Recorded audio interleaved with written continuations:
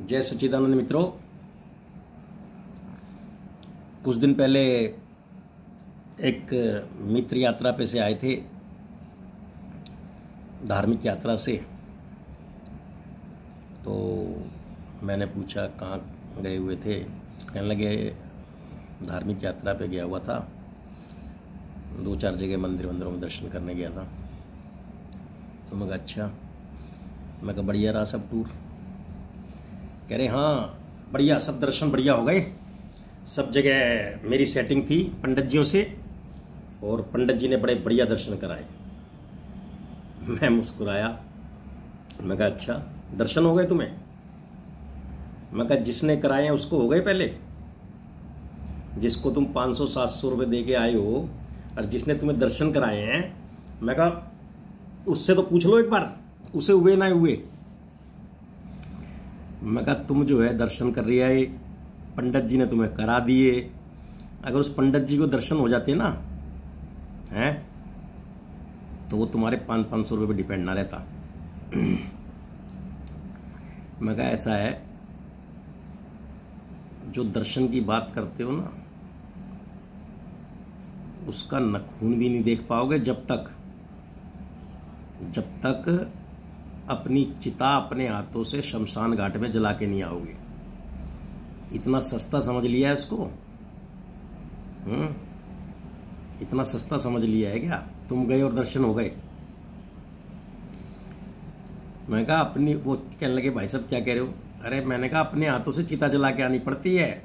दूसरों के कंधों पे जाके तो शरीर की जलेगी, दूसरों के कंधे पे जाके तो शरीर की चिता जलेगी। लेकिन जो तुम खुद अंदर जो तुम कहते हो मेरा शरीर मेरा ये, जो तुम हो वो आत्म स्वरूप हो, जो उस पे अहंकार की परतें चढ़ी है ना, उस अहंकार की चिता जलाओगे नहीं जब तक, उसका नखून भी नहीं देख पाओगे।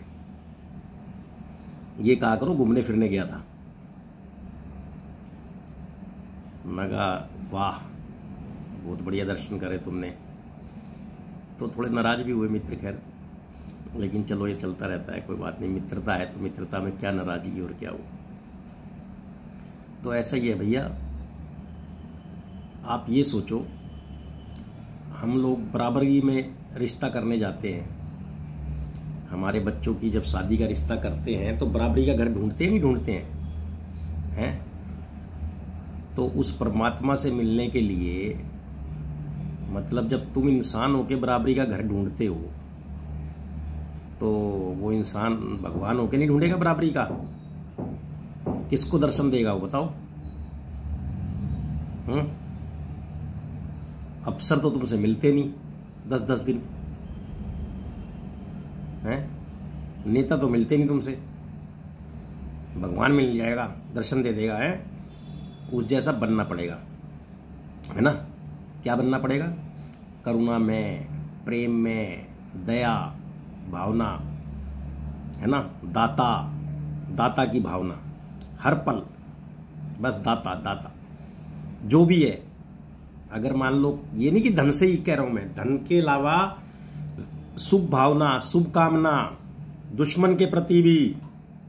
जिस दिन शुभ भावना शुभ कामनाएं देने लग जाओ अंदर से, हैं, बैठे तो मंदिर में होते हो, ध्यान भगवान का कर रहे होते और दुश्मन को चक्कू घोप रहे होते हो ख्यालों में, हैं कि उसका नाश होगा, मैं ऐसा कर, अंदर सोचते हो ना ऐसा, है ना? तो इसलिए जो है, जिस दिन दुश्मन को भी शुभ भावना शुभ कामना निकलने लगे तुम्हारे मुंह से, अंदर से भी, खाली मुंह से नहीं, लोगों के सामने कि हम तो कुछ दुश्मनी रखते नहीं, अंदर से तुम्हारे भाव उठने लगे और अपनी कमियां दिखने लगे और दुश्मन की अच्छाइयाँ दिखने लगे, उस दिन जानना कि मार्ग पे हो। बाकी तो बजाते रहो ढोल ताली, को ऐसी बात नहीं है। कथा सुनते रहो जाके पंडालों में, वो दुकानदार हैं ही, वो सजा के बैठे हैं। कोई वहाँ पे कृष्ण बन के नाचते रहो और कोई राधा बन के नाचते रहो। आनंद लो जीवन का, मतलब है ना? यही आनंद है। इससे ऊपर उठना है तो ऊपर की यात्रा है। आनंद तो भगवान ने सब जगह दिया है। तो श्री कृष्ण जी कहते हैं मैंने हर जीव को उसका आनंद दिया है, तो आनंद लो। और बाकी आगे की यात्रा करने का मन हो, जब ये मन हो कि भाई हम चाहते हैं कि हमारे सारे कार्य घर बैठे हों और सुख शांति से हों, अंदर हृदय में ना क्लेश हो ना कोई वो हो, तब आगे की यात्रा शुरू करना। और उस यात्रा के लिए तो फिर बहुत कुछ चलाना पड़ेगा। ये तुम्हारे 100-200 के प्रसाद से तो भगवान मानेगा नहीं, है ना। धन दानने को तो कुछ समझता ही नहीं, क्योंकि उसी का दिया हुआ वो तो ले ही लेगा अपने आप, है ना। तो इसलिए चिंता ना करो, जो चीज़ है तुम्हारे पास बस वही लेगा वो, और वो एक ही चीज़ है बस तुम्हारे पास, वो विचार करना। बाकी तो मैंने कई बार बताया ही है। जय सच्चिदानंद।